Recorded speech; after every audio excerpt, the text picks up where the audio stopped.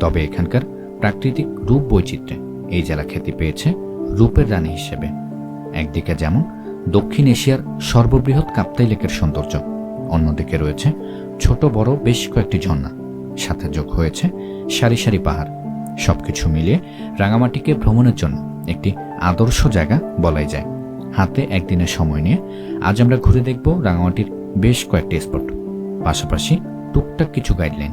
সবকিছু মিলিয়েই হতে চলছে আমাদের আজকের ভিডিও।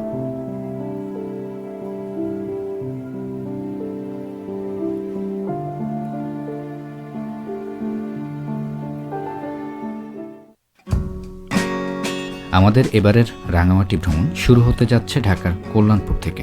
এ যাত্রায় আমরা যাচ্ছি ইউনিক পরিবহনের একটি নন এসি বাসে করে। প্রথমে একটি মিনি ট্রানজিট বাসে করে আমরা রওনা দিই টিটিপাড়ার উদ্দেশ্যে, কারণ সেখান থেকে আমাদের মূল বাস ছেড়ে যাবে রাঙামাটির উদ্দেশ্যে। মনে রাখবেন, একমাত্র বাস যোগেই ঢাকা থেকে সরাসরি রাঙামাটি পৌঁছানো সম্ভব। তাই চেষ্টা করবেন ভ্রমণের 3 থেকে 4 দিন আগে অবশ্যই টিকিট কেটে রাখার। আমাদের বাস রাত 9:30 আল্লাহর নাম নিয়ে যাত্রা শুরু করে রাঙামাটির উদ্দেশ্যে। জেনে রাখা ভালো, ঢাকা থেকে রাঙামাটির দূরত্ব প্রায় 300 কিলোমিটার। পৌঁছাতে সময় লাগবে আনুমানিক 7 থেকে 8 ঘন্টার মতো। বাস ভেদে ভাড়া পড়বে জনপ্রতি 620 টাকা থেকে 1500 টাকা পর্যন্ত। রাত 1:30 কুমিল্লার ড্রিম হাউস রেস্তোরাঁতে আমাদের আজকের যাত্রাবিরতি দেওয়া হয়েছিল। ভ্রমণকালে অবশ্যই খাবার অর্ডার করার আগে তার দাম সম্পর্কে জেনে নেবেন, কারণ হাইওয়ে রেস্টুরেন্টগুলোতে সাধারণত খাবারের দাম তুলনামূলকভাবে একটু বেশি হয়ে থাকে। 20 মিনিটের যাত্রাবিরতি শেষে আমাদেরকে নিয়ে বাস আবারও যাত্রা শুরু করে গন্তব্যের উদ্দেশ্যে। সবকিছু ঠিক থাকলে ইনশাল্লাহ সকাল 6টা নাগাদ আমরা পৌঁছে যাব লাল পাহাড়ের দেশ রাঙামাটি।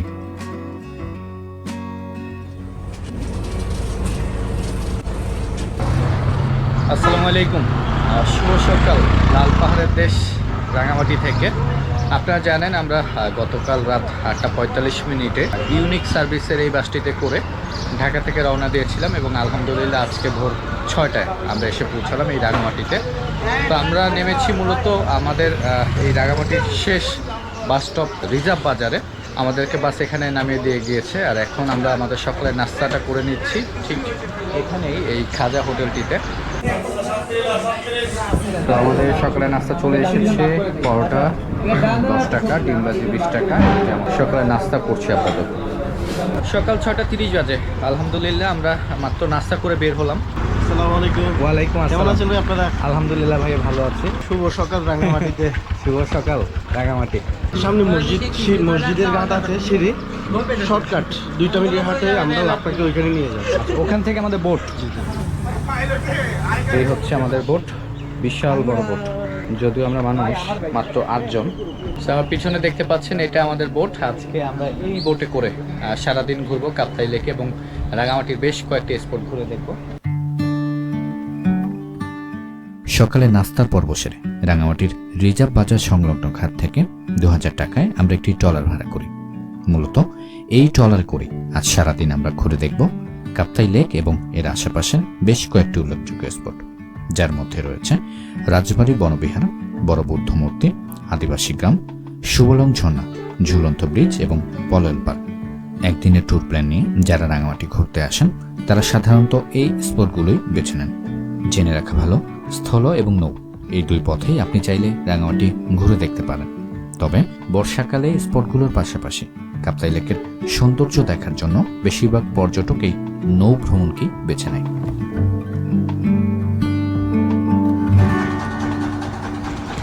সকাল 7:33 বাজে, আর আলহামদুলিল্লাহ আমরা আসলাম আমাদের আজকের রাঙামাটি ভ্রমণের প্রথম স্পট রাজবাড়ী বনবিহার মৎস্য অভয়াশ্রম।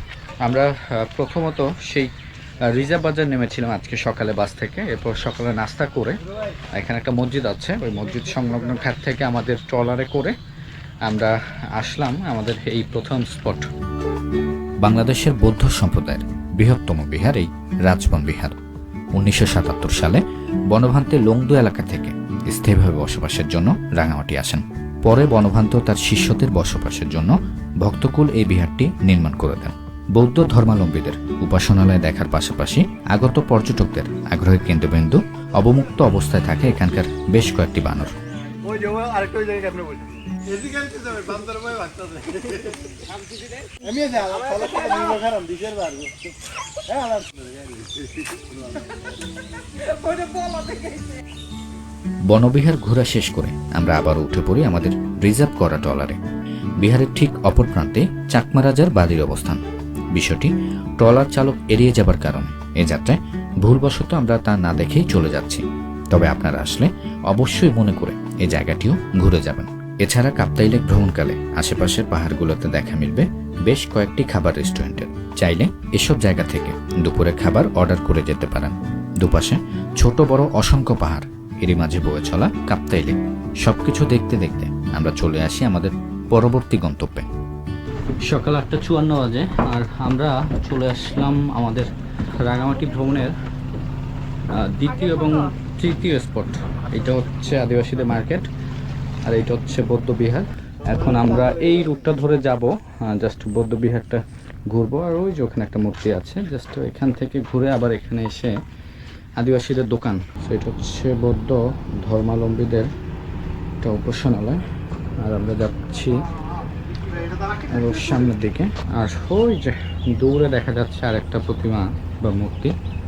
তা আমরা এখন আসলাম চাকমাদের মার্কেট বা বাজার বলে এটাকে। এখানে আর কি ওনাদের ব্যবহৃত বা তৈরিকৃত বিভিন্ন জিনিস পেয়ে যাবেন এখানে। এগুলো কি আপনারাই বানান?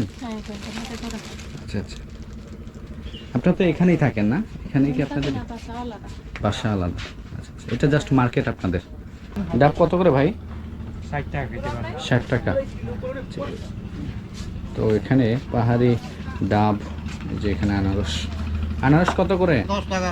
10 টাকা। দেখুন এগুলো তো পাহাড়ি আনারস না? হ্যাঁ। এগুলো কি আপনারা চাষ করেন? মিষ্টি হবে, মিষ্টি। দেন কাটেন। তো আমরা এখন আনারস খাচ্ছি 10 টাকা পার পিস। আর এখানে অনেকগুলো বড়ই দেয় 20 টাকায়। যেটা আমি আপনাদেরকে একটু দেখাই যে এই সম্পূর্ণ বড়ইটা 20 টাকা। মানে গম থাইকো মানে ভালো থাইকো। গমতে তো আমরা এখন আদিবাসী মার্কেট থেকে চলে যাচ্ছি আবার আমাদের বোটে। আমরা এই পর্যন্ত মোট 3টে স্পট দেখলাম। একটা হচ্ছে সেই বনবিহার, আর এই যে এখানে বৌদ্ধ উপাসনালয়, আর এইটা হচ্ছে আদিবাসীদের মার্কেট। ওই যে আমাদের বোট। বড় বুদ্ধমূর্তি এবং আদিবাসীদের মার্কেট ঘোরা শেষ করে আমরা এখন যাচ্ছি পাশেই অবস্থিত আরেকটি স্পট, যার নাম আদিবাসী গ্রাম। সকাল 9:50 বাজে আর আলহামদুলিল্লাহ আমরা চলে আসলাম আমাদের আরেকটা স্পট। এটা হচ্ছে আদিবাসীদের গ্রাম নির্বাণ দ্বীপ বৌদ্ধ ধাতু জাতি ভাবনা কেন্দ্র। পাহাড়ি বড়ই নাকি? পাহাড়ি মিষ্টি বড়ই মাত্র 30 টাকা। জন্ডিস বানালে কোন করে খাইলে? এই যে এগুলা যদি জন্ডিস থাকে পরীক্ষাও হবে। এই কাজে খাবেন, খাওয়ার ফলে এই যে চবা যাইতে থাকবে। যদি আপনার জন্ডিস থাকে তাহলে আপনার এটা হলুদ কালার হবে, আর যদি জন্ডিস না থাকে তাহলে সাদাই থাকবে। কয় টাকা? 10 টাকা। তো আমরা বেশ কয়েকটা সিঁড়ি অতিক্রম করে আসলাম এই জায়গাটিতে। এই জায়গাটিকে মূলত বলা হয় আদিবাসীদের গ্রাম। তো এখানে ওনারা বসবাস করে এবং বেশ কয়েকটা দোকানপাট রয়েছে। আপনার কোন উপজাতি? চাকমা। চাকমা। আপনাদের এই দোকানে কি কি পাওয়া যায় এখানে? এই আপনার দোকান এখানে হচ্ছে বিছনা চাদর, চাল, শাড়ি, থ্রি পিস, আমাদের পাহাড়িদের স্কুল ব্যাগ আছে কয়েক পরিবার। এগুলো সবগুলোই তো আপনাদের নিজস্ব হাতে বানানো? হ্যাঁ, এটা তো আপনাদের একটা গ্রাম। গ্রাম। কয়টা পরিবার বাস করে এখানে? এখানে মাত্র 14 পরিবার। 14টা পরিবার। আপনিও এখানে থাকেন? হ্যাঁ। এই যে দেখতে পাচ্ছেন এটা ওনাদের দোকান, আর ওদিকে ওনাদের ঘর বাড়ি। আমাদের বোটটা রাখা হচ্ছে ওইখানে। আমরা এখন আদিবাসী গ্রাম ঘুরে চলে যাচ্ছি আবার আমাদের বোটে। এখন এখান থেকে সম্ভবত যাবো শুভলং ঝর্ণা। যাওয়ার পথে আমাদের দুপুরের খাবারটা অর্ডার দিয়ে যাব। আর এই যে আমাদের বোট এখানে রাখা আছে। তো চলুন যাওয়া যাক। সকাল 10:31 বাজে আর আমরা আসলাম ঝুমঘর রেস্টুরেন্টে। মূলত আমরা দুপুরে যেই খাবারটা খাবো সেটা ওনাদের আগে থেকে অর্ডার করে রাখতে হবে। তো এখানে ঝুমঘর রেস্টুরেন্ট আছে এবং আরও বেশ কয়েকটা রেস্টুরেন্ট আছে যেগুলো আপনারা এই কাপ্তাই লেক ভ্রমণে দেখা মিলবে। এখানে এই যে ওনাদের খাবার চারটা দেওয়া আছে, সাদা ভাত, সাদা ভাত, সাথে ব্যাম্বু থাকবে ব্যাম্বু চিকেন, আর হচ্ছে আপনার চাপিলা মাছ ভর্তা, অথবা কাজকি মাছ ফ্রাই, অথবা হচ্ছে আপনার কলা মোচা, দুইটা অপশন আছে যে কোনো একটু চয়েস করতে পারবেন। এবং হচ্ছে আপনার সালাদ হবে, পাইরিস সালাদ, আর মিক্স সবজি হবে এবং ঝুমঘর ডাল থাকবে। ঠিক আছে, ঠিক আছে। তো আমরা আমাদের এই ঝুমঘর রেস্টুরেন্ট থেকে আমাদের দুপুরে খাবার অর্ডার দিয়ে গেলাম। এটা মিনিমাম ওনাদেরকে আধা ঘন্টা আগে জানাতে হবে। ঝুমঘর রেস্টুরেন্ট থেকে দুপুরের খাবার অর্ডার করে বোট নিয়ে আমরা এখন রওনা দিচ্ছি সুবলং ঝর্ণা দেখার উদ্দেশ্যে। রাঙামাটির অন্যান্য স্পটগুলো স্থলপথে ঘুরে দেখা সম্ভব হলেও সুবলং ঝর্ণায় আসার জন্য একমাত্র এই নৌপথে ভরসা। শহর থেকে এসব ইঞ্জিন চালিত ট্রলারে করে আসতে সময় লাগবে আনুমানিক 1.5 থেকে 2 ঘন্টার মতো। বর্ষা মৌসুমে সুবলং ঝর্ণার জলধারা প্রায় 140 ফুট উঁচু থেকে নিচে আছড়ে পড়া শীতল পানিতে পর্যটকদের গা ভেজায়। সকাল 11টা 8 বাজে আর ফাইনালি আমরা চলে আসলাম সেই সুবলং ঝর্ণা। টিকিট লাগে কত করে? 20 টাকা করে। 20 টাকা। ঝর্ণা কই আপনাদের? ঝর্ণা হালকা। তো আমার সামনে যে ঝর্ণাটা দেখতে পাচ্ছেন এটাই সেই সুবলং ঝর্ণা। এখন যেহেতু চৈত্র মাস, তো ঝর্ণায় পানি থাকবে না, এটাই স্বাভাবিক। ইনশাল্লাহ রোজার ঈদের পরে পানি আসা শুরু হবে এই ঝর্ণাগুলোতে এবং পর্যটকদেরও খুব একটা চাপ সৃষ্টি হবে এই জায়গায়। আসলে বর্ষাকালে এটা আসল সৌন্দর্যটা আপনি বুঝতে পারবেন। তো বর্ষাকালে যদি আমাদের সাথে আসতে চান সেক্ষেত্রে আমাদের Facebook group backbencher travellers of Bangladesh, এই গ্রুপটাতে জয়েন হয়ে যেতে পারেন। ইনশাল্লাহ রোজার ঈদের পরে আমাদের রাঙামাটি রেগুলার ট্রিপ থাকবে। তো আমরা এই ঝর্ণা দেখা শেষ করে এখন এই উপরে সিঁড়ি দিয়ে উঠলাম জাস্ট এরিয়াটা দেখানোর জন্য। এটার নাম কি? শিলার ডাক।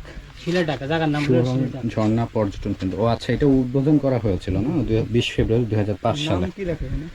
তো আমরা সুবলং ঝর্ণা ঘোরা শেষ করলাম, জাস্ট দেখে গেলাম।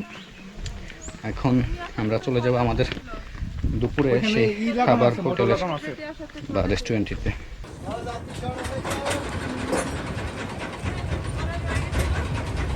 আমরা মাত্র এই সুবলং ঝর্ণা ঘুরে আসলাম এই ঝুমঘর রেস্টুরেন্টে।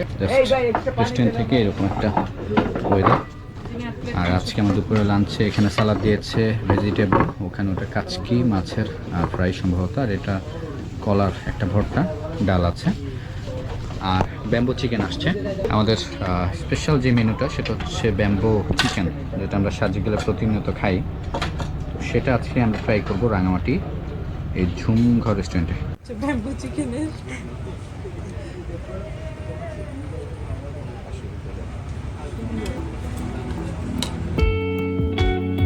দুপুরের খাবারের পর্ব সেরে আমরা এখন রওনা দিচ্ছি রাঙামাটির বিখ্যাত ঝুলন্ত ব্রিজ দেখার উদ্দেশ্যে।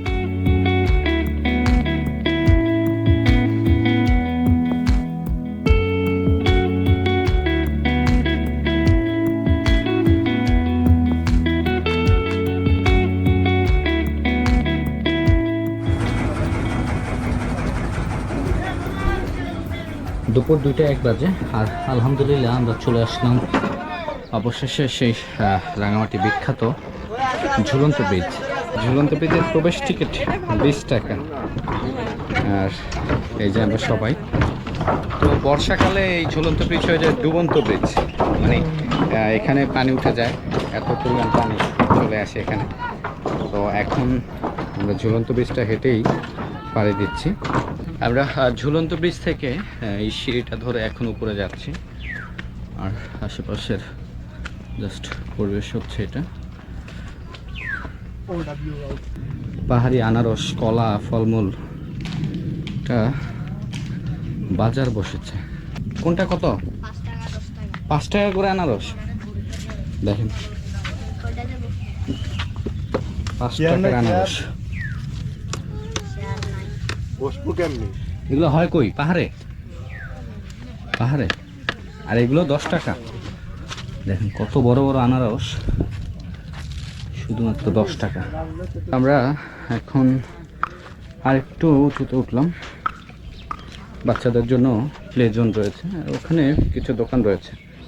আর আমাদের বোটটা কিন্তু ঠিক ওই পাশে রাখা আছে। আর ওই যে ঝুলন্ত ব্রিজটা দেখা যাচ্ছে। রাঙামাটির ঝুলন্ত ব্রিজ ঘোরা শেষে আমরা এখন আবারও চলে যাচ্ছি আমাদের বোটে। আর এখন আমাদের বাকি শুধুমাত্র একটা স্পট, সেটা হচ্ছে রাঙামাটির সেই বিখ্যাত পলয়েল পার্ক। আর এই যে আমরা সবাই আছি, তো আমরা এখন আবারও উঠে যাচ্ছি আমাদের বোটে, গন্তব্য সেই পলয়েল পার্ক।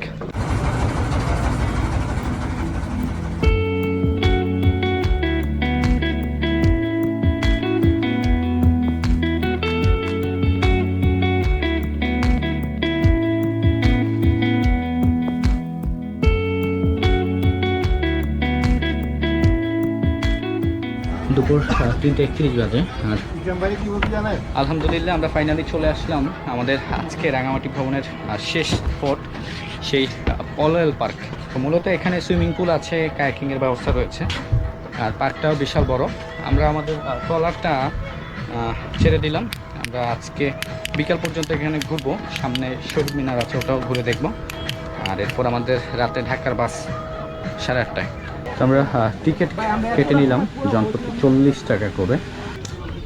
সে ফটো পয়েন্ট, আর মেনলি এখান থেকে দাঁড়িয়ে আপনি পুরো কাপ্তাই লেকের একটা ভিউ পাবেন।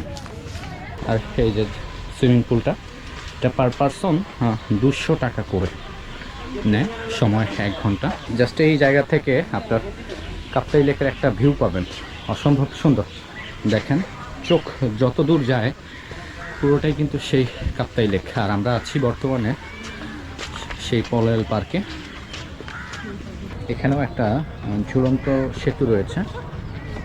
আর এই যে এই স্পটটায় মূলত পর্যটকদের সেই নৌকাগুলো থাকে। আর ওই যে এখানে একটা স্পেস রয়েছে, ওখান থেকে ছবি তোলা যায়, এবং এখানে কায়াকিংয়ের ব্যবস্থা রয়েছে। তো আমরা এখন যাচ্ছি এই পলয়েল পার্কের সবচেয়ে আকর্ষণীয় যে জায়গাটা, সেটা হচ্ছে সেই লাভ পয়েন্ট। লাভ পয়েন্ট পার্বত্য চট্টগ্রামের রাঙামাটিতে অবস্থিত একটি ভালোবাসার স্মারক বিশেষ। এটি মূলত এক আমেরিকান দম্পতির ভালোবাসার স্মরণে নির্মিত হয়েছে, যারা 2014 সালের 19শে মার্চ রাঙামাটিতে বেড়াতে এসে কাপ্তাই লেকের ইঞ্জিন চালিত বোট উল্টে পানিতে ডুবে মারা যায়। 3 দিন পরে তাদের নিথর দেহ উদ্ধারের পর একে অপরকে জড়িয়ে থাকা অবস্থায় পাওয়া যায়। আমাদের একদিনের রাঙামাটি ভ্রমণের শেষ স্পট পলয়েল পার্ক ঘোরা শেষ করে 80 টাকা রিজার্ভ করা সিএনজিতে আমরা চলে আসি রিজার্ভ বাজার নামক এলাকায়। আপনারা যদি রাঙামাটি 2 থেকে 3 দিনে প্ল্যান নিয়ে আসেন, তাহলে এখানে বেশ কয়েকটি হোটেল পেয়ে যাবেন থাকার জন্য।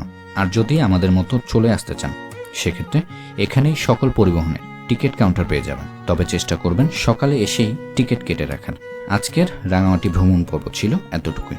ট্যুর সম্পর্কিত কিছু জানা থাকলে অবশ্যই কমেন্ট করবেন।